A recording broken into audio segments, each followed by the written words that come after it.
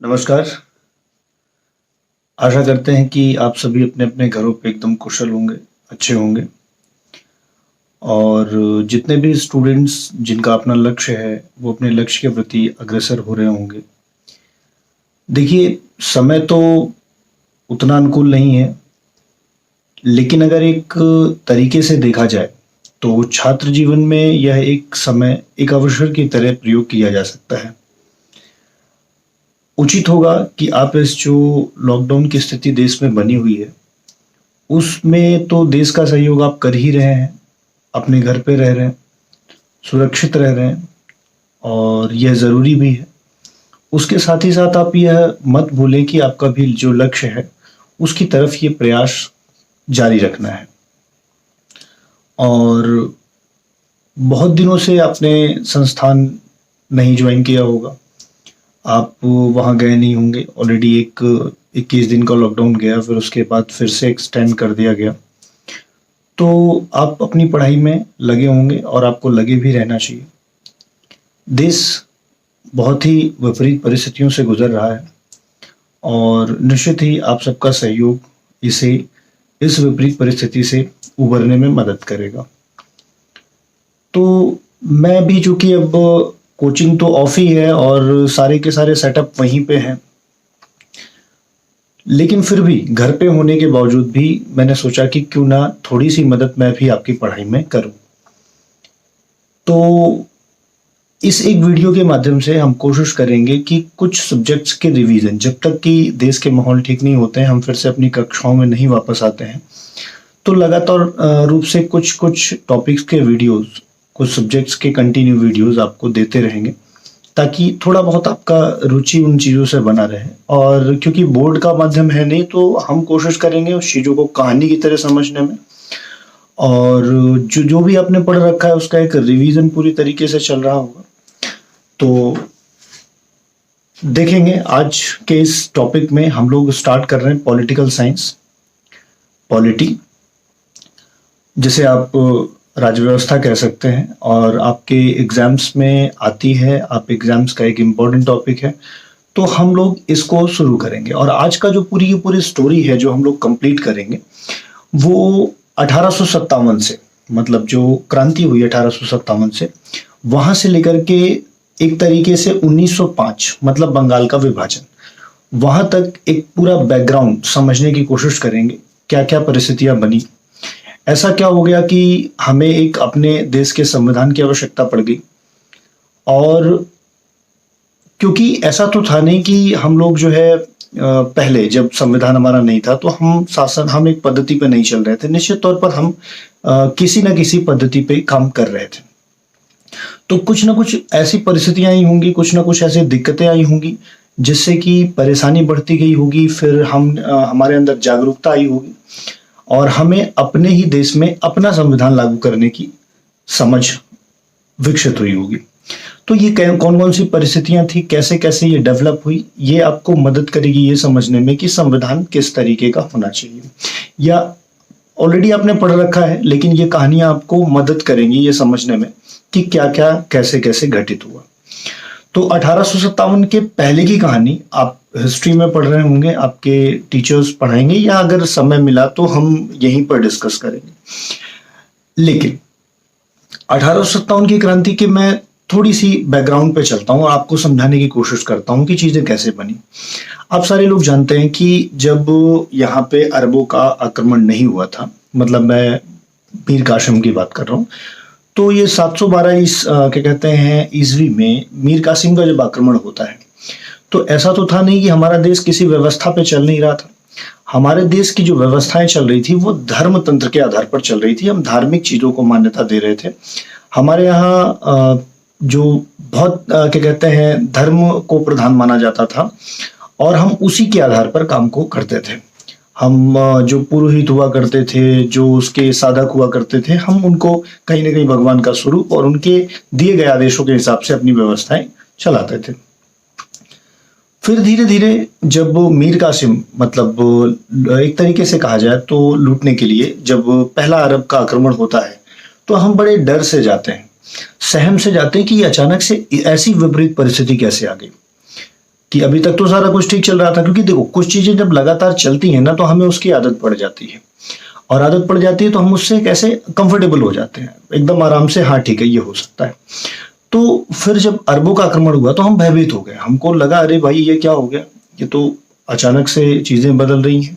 लेकिन चूंकि वो आए लूटे और चले गए तो हमारा फिर से जो पुराना तरीका था वो फिर से कंटिन्यू हो गया, तो हमें उतनी ज्यादा परेशानी नहीं हुई, अभी चीजें पूरी तरीके से बदली नहीं थी। फिर इसी प्रक्रिया में कई सारे लोग आएंगे अरबों के आक्रमण में, फिर धीरे धीरे करते करते, अब देखो हर पॉइंट्स को हम लोग डिस्कस नहीं करेंगे, लेंदी हो जाएगा, हम लोग सीधे पॉलिटी को कनेक्ट करते हैं। तो धीरे धीरे करते करते बाद में हमारे यहाँ यूरोप की कंपनियां आती हैं।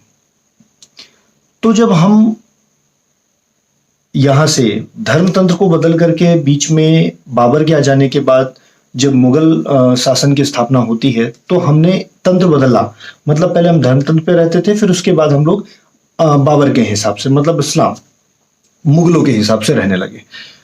फिर धीरे धीरे मुगलों ने शासन किया 1498 से लेकर के, देखा जाए तो पूरा का पूरा 1600 ईस्वी में यूरोपीय कंपनियां जब आती हैं तो यहां तक उनका शासन चल रहा था।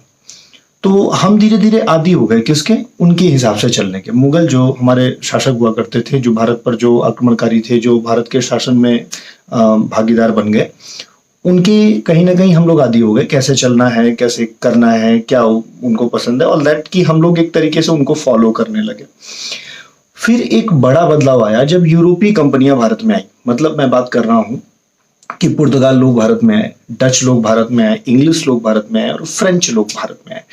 तो कभी कभी ये क्रम भी पूछ लेता है कि कौन पहले आया कौन बाद में आया, तो आप इसको याद रखेंगे PDEF, मतलब पहले पुर्तगाल पुर्तगीज, उसके बाद डच, उसके बाद इंग्लिश, फिर फ्रेंच फ्रांस वाले। तो जब ये सब एक एक करके आए ना, तो इन्होंने सर्वप्रथम शुरुआत तो व्यापार करने के लिए किया था।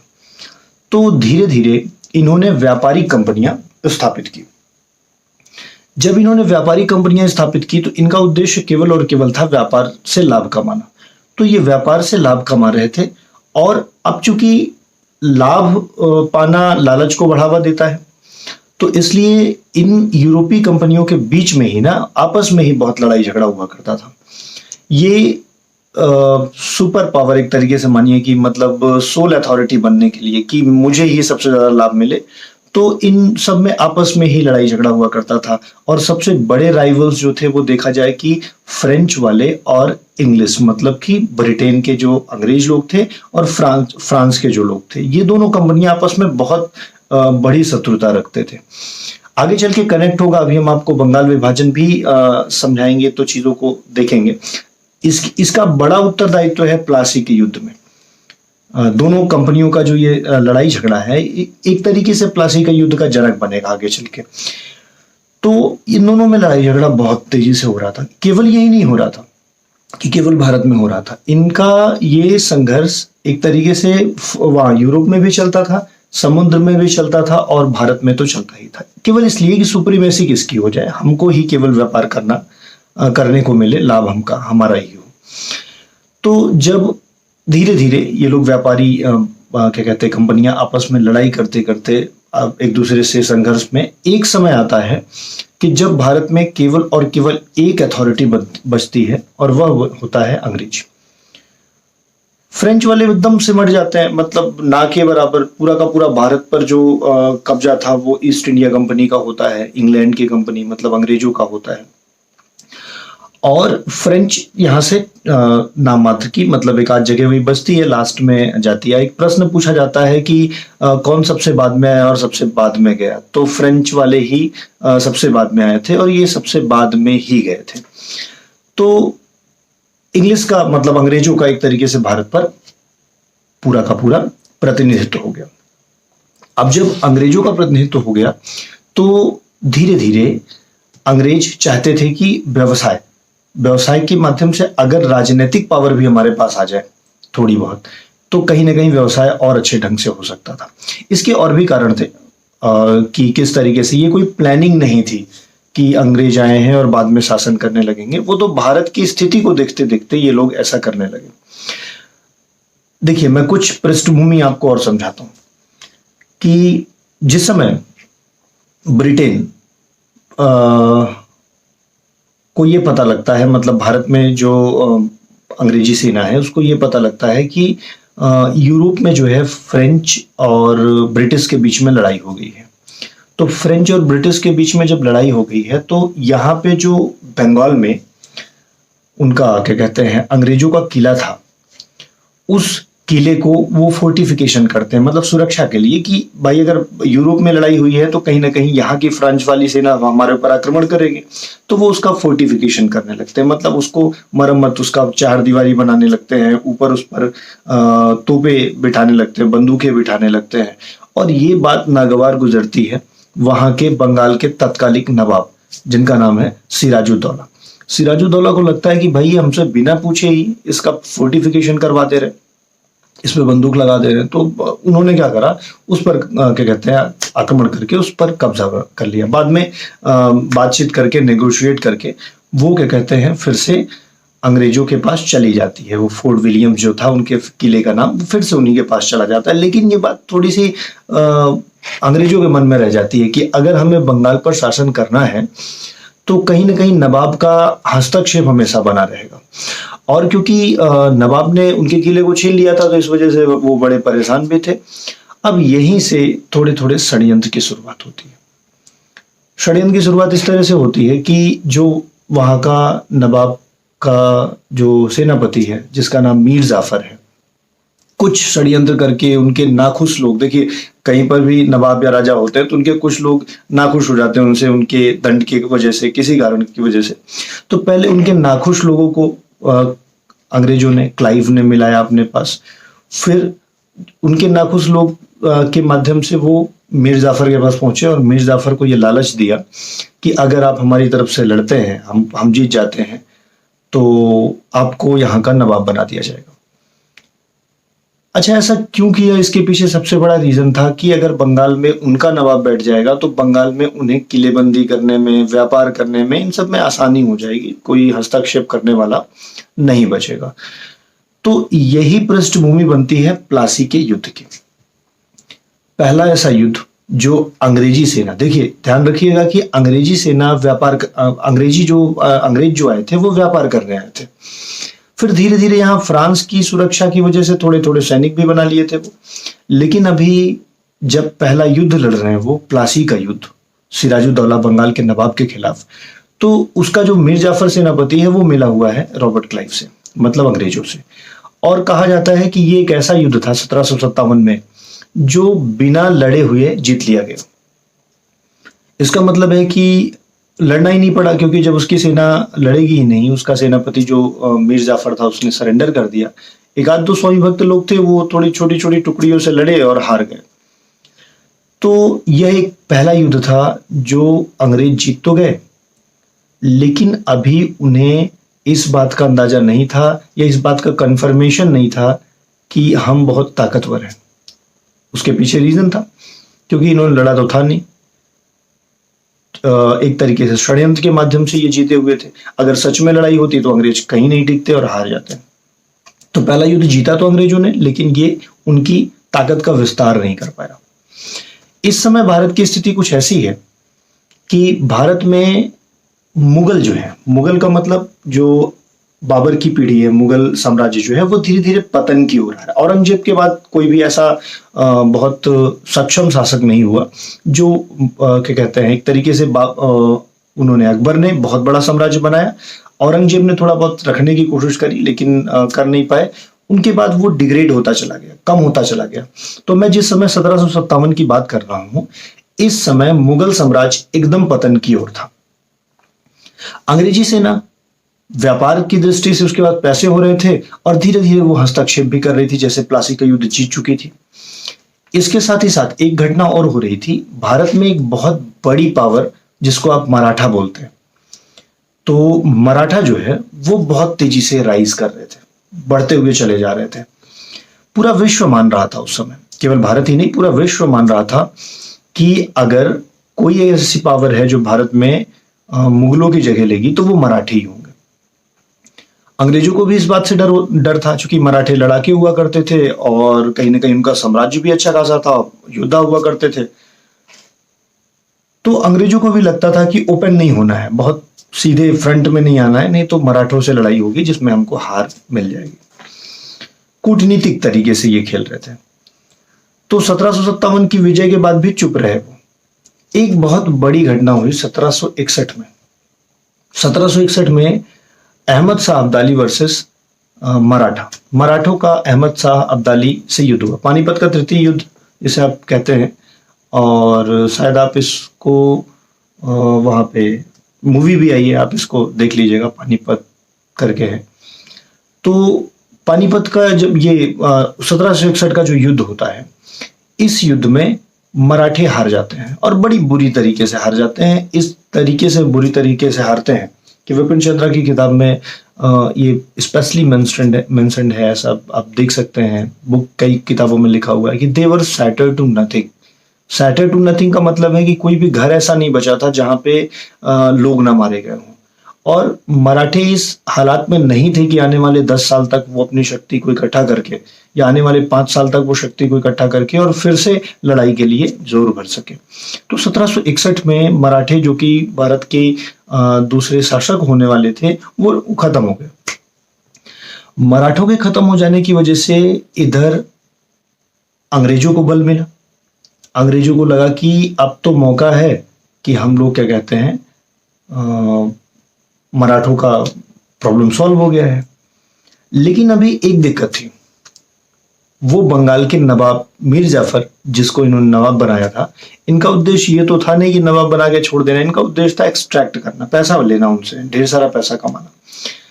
अंग्रेजों का कभी उद्देश्य ये नहीं था कि भारत में इन्वेस्ट करना है, वो यहां से पैसा ले जाते थे और यूरोप में इन्वेस्ट किया करते थे। मीर जाफर को जब ये बात समझ में आ गई कि बात गड़बड़ है, ये जो हमको नवाब बनाए हैं वो कठपुतली की तरह यूज कर रहे हैं, हमसे जब देखो तो पैसा मांगते हैं, भाई यहाँ 10 लाख रुपए भेज दो।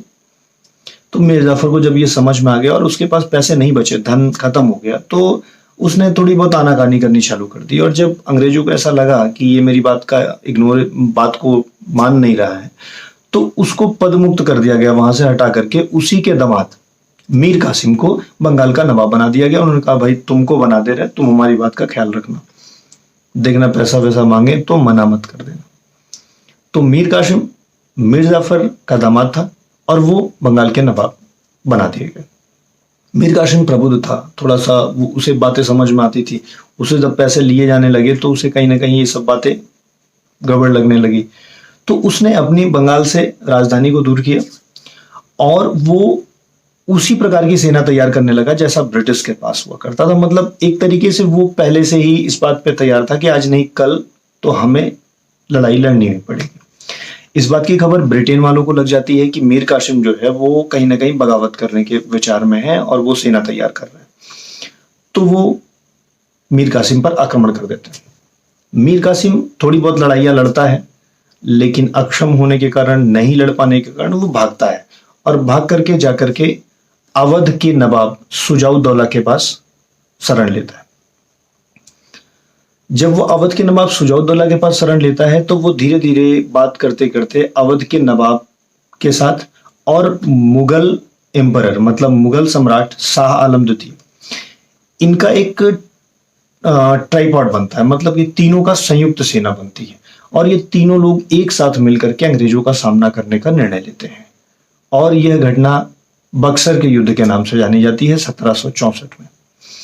तो 1764 में जब बक्सर का युद्ध होता है, तो बक्सर के युद्ध में ध्यान रखिएगा बात को कि उधर मराठे हार चुके हैं, बंगाल पे अंग्रेजों का कब्जा हो ही चुका है। लेकिन उसी बंगाल का एक शासक जो मीर कासिम था, वो इस समय अवध के नवाब के पास है और अवध का नवाब मीर कासिम, अवध का नवाब सुजाउद्दौला, बंगाल का जो गवर्नर क्या कहते हैं नवाब था वो मीर कासिम, और शाह आलम द्वितीय अंग्रेजों का लास्ट एम्परर मान लीजिए, मुगलों का लास्ट एम्परर।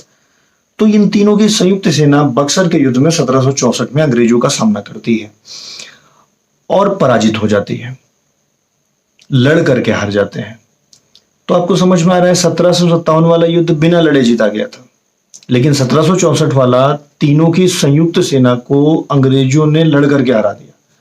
और उधर मराठों का पतन हो चुका था। पतन मतलब पतन तो नहीं हुआ था, लेकिन कहीं ना कहीं पार लायक नहीं थे, उतनी शक्ति नहीं थी कि वो भिड़ सकें और लड़ाई कर सकें। अब जब इधर से अवध के नवाब और ये मीर कासिम और शाह आलम द्वितीय हार गए, उधर से मराठे हार गए, तो ये पूरा का पूरा भारत ना, यहाँ पर राजनीति करने वाले नहीं बचे। इसको बोलते हैं राजनीतिक शून्यता का काल, पॉलिटिकल वैक्यूम बन जाना। और जब पॉलिटिकल वैक्यूम बन गया, कोई भी लीडर नहीं था, तो फिर जो रहेगा वही कहेगा हम लीडर बनेंगे। और ये मौका था किसके लिए?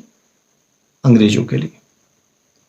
अंग्रेजों ने यहीं पर इलाहाबाद की संधि करी, किसके साथ? मीर कासिम के साथ। मीर कासिम को बुलाया कि यहाँ ये आपने युद्ध लड़ा है, इसकी क्षतिपूर्ति आपको देना होगा। उससे 10 लाख रुपए लिया और ये 10 लाख रुपए दे दिए किसको?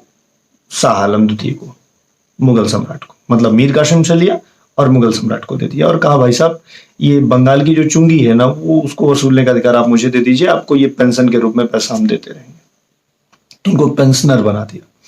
और इलाहाबाद के संधि के बाद एक कहानी हुई कि चुंगी वसूलने का अधिकार किसको मिल गया? अंग्रेजों को मिल गया। अब यहां से चीजें बदलेंगी। देखिए समझिए कि पहले अंग्रेज वहां से सोना ले आते थे, पैसा ले आते थे और भारत में देते थे, यहां से सामान ले जाते थे और वहां पर बेच करके लाभ कमाते थे। तो 60% लगभग लाभ होता था। वास्को डी गामा 60 गुना फायदा कमाया था, ऐसा लिखा जाता है। अब कहानी दूसरी थी। अब तो यहीं की चुंगी से पैसा लिया जाता था और यहीं से मसाला लिया जाता था उसी पैसे से, और वही मसाला जाकर के वहां बिक जाता था।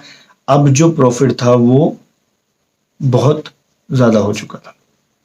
लालच बुरी वाला है, तो ये ऐसे और सारे काम करेंगे भारत से पैसा निकालने के लिए, क्योंकि इनका लक्ष्य कभी नहीं था भारत को समृद्ध बनाना। ये कहीं ना कहीं यहां से एक्सट्रैक्शन करते थे और ले जाकर के यूरोप को समृद्ध करते थे, जो आगे चल के औद्योगिकरण का भी रूप लेगा।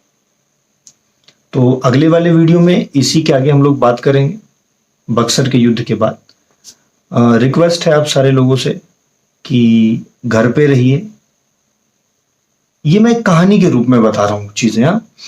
आप इसके बाद बुक्स को पढ़ सकते हैं चाहे तो, ठीक है। अदरवाइज मैं ऐसे ही पूरी कहानी में चीजों को रिवाइज कर दूंगा। आपको जो पॉइंट्स नोट करने लायक लगे आप नोट कर लिया करिए। अगर मेरी आवाज थोड़ी सी तेज हो फ्रीक्वेंसी में, तो आप उसे वहां से सेटिंग से थोड़ा सा तेज या धीरे, जैसे भी ठीक लगे करके सुन लीजिएगा।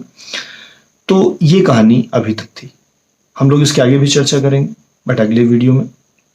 चलिए, स्वस्थ रहिए, घर पे रहिए, पढ़ाई को जारी रखिए, क्योंकि आप भले ही ना पढ़ रहे हो, बहुत सारे बच्चे ऐसे हैं, बहुत सारे क्या सारे के सारे बच्चे ऐसे हैं जो इसका फायदा ले रहे हैं और वो पढ़ रहे हैं। तो हम लोग ऐसे ही वीडियो सीरीज को कंटिन्यू रखेंगे। Thank you very much, will see you again.